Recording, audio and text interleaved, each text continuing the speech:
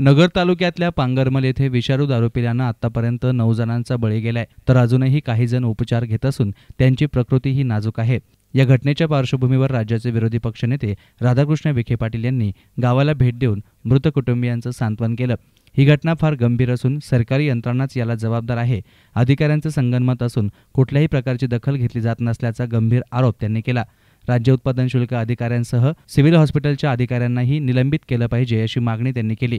याचबरोबर SIT मार्फत सदर घटनेची चौकशी करावी अशी मागणी राधाकृष्ण विखे पाटलांनी प्रसारमाध्यमांशी बोलताना केली।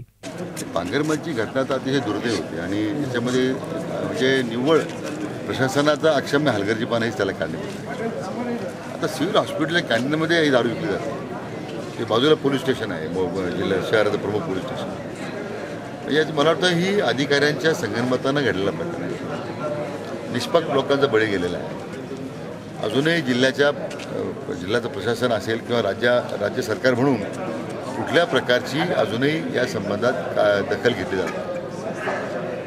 आमची मागणी याच्यामध्ये जी काम करण्याची मागणी केली तीच माझी मागणी आहे की सदोष मनुष्यवधाचा गुन्हा दाखल करण्याच्या ऐवजी या ठिकाणी हत्या झाली प्रकारची 302चा गुन्हा दाखल झाला पाहिजे। उत्पादन शुल्काचे अधिकारी त्याला दोषी आहेत, त्यांना सुद्धा निलंबित करून त्यांना सुद्धा सहआरोपी केलं पाहिजे। ज्या सिव्हिल हॉस्पिटलमध्ये ही घटना घडली आणि नजीक पोलीस स्टेशनमध्ये त्यांच्या आश्रयाने घटना घडलेली आहे, त्यांना सुद्धा ताबडतोब त्यांच्यावर कारवाई करत त्यांना निलंबित केलं पाहिजे। आणि हे प्रकार जे वारंवार राज्यात घडतात याच्यासाठी किंवा या घटनेची बाळामुळे कुठपर्यंत रुजलेली आहे। आता थेट आरोपी नांदेडला अटक होता। राज्यभरी नेटवर्क आहे एक प्रकारचे, म्हणून विशेष SITची स्थापन करून सरकारनं याची पाळंमुळं अशी गेलं पाहिजे। गावकऱ्यांची एक मागणी विशेष सरकारी वकील नेमण्याबद्दल निश्चितच राज्याच्या मुख्यमंत्र्यांना विनंती करू। ॲडव्होकेट उज्ज्वल निकम यांची नेमणूक करावी अशी गावकऱ्यांचा आग्रह आहे, त्यांना विनंती करू। राज्याच्या मुख्यमंत्र्यांकडून मी काही वेगळ्या अपेक्षा करत नाही, कारण मुंबईच्या मालवणीची घटना ज्यावेळी घडली 115 लोक गेली, मी स्वतः जाऊन आलो तिथे आणि विमानतळाच्या शेजारी झोपडपट्टी होती, फार लांब नव्हती। ते 10 वेळा दिल्लीला गेले असतील, नागपूरला गेले असतील, त्यांना एकदाही साधं 115 लोक राज्यातली जातात, तिथं जायला त्यांना वेळ मिळाला नाही। इथं तर आता जिल्हा परिषदेच्या रणधुमाळीमध्ये ठीक आहे, तुम्हाला तुमचा कार्यक्रम असेल, परंतु निदान जिल्ह्याच्या पालकमंत्र्याला पाठवायला पाहिजे। आता पालकमंत्र्यामध्ये एवढी अनास्था आहे, मुख्यमंत्र्यामध्ये काय, मुख्यमंत्र्यांना ते काय असतात आणि त्यामुळे निदान तात्काळ त्या ठिकाणी जिल्हाधिकाऱ्यांना बोलावून याचा अहवाल घेऊन या संदर्भात त्यांनी तात्काळ मदत जाहीर करायला पाहिजे।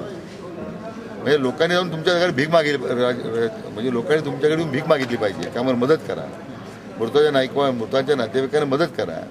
ही एवढी असंवेदनशीलता मी कधी पाहिली नाही। हे राज्याचं मोठं दुर्दैव आहे। अक्षम्य हलगर्जीपणा तो दिसत असेल याच्यामध्ये। आता कारण आरोपी अटक झाले आहेत, काही प्रमुख आरोपी फरारी आहेत, पण काही लोकांना MCR मिळाले नाही। तर म्हणजे एवढ्या गंभीर गुन्ह्यामध्ये त्यांना मॅजिस्ट्रेट कस्टडी मिळणं याचा अर्थ तो त्या पोलीस प्रशासनाचाच मला वाटतं तो अपयश आहे। निश्चितच याच्या बाबतीमध्ये सुद्धा पोलिसांच्या या अक्षम्य हलगर्जीपणाबद्दल सुद्धा प्रशासनाला सुद्धा याच्यामध्ये आता उत्तर द्यावे लागणार आहे।